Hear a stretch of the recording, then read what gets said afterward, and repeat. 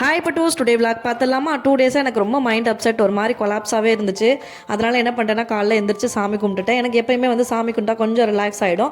So வேலைக்கு போனதுக்கப்புறம் evening தான் சாமி கும்பிட்டுட்டு இருக்கேன். நான் இன்றைக்கி வந்து காலைல எழுந்து வாசலாம் கூட்டி தொலைச்சிட்டு குளிச்சுட்டு அதுக்கப்புறம் வந்து சாமி கும்பிட்டுட்டேன் ஃபஸ்ட்டு.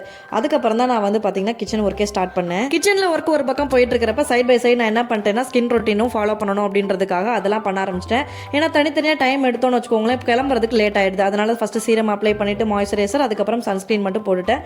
மற்றபடி வேறு எதுவுமே நான் போடுறதில்ல. அதெல்லாம் போட்டால் எனக்கு இன்னும் கொஞ்சம் டைம் ஆகிடும் அப்படின்றதுனால டக்குன்னு வந்து சாரீ வியர் பண்ணி ஆக்சசரிஸ்லாம் போட்டு ரெடி ஆகிட்டேன். எப்பயும் நான் தான் லேட்டாக கிளம்புவேன், பட் நானே சீக்கிரமாக கிளம்பிட்டேனே, பாடுறா நம்ம சீக்கிரம் போயிடலாம் போலே அப்படின்னு யோசிச்சுட்டு இருந்தா போகிற வழியிலே பார்த்தோன்னா வந்து வண்டியில் ஏர் ஃபில் பண்ணல.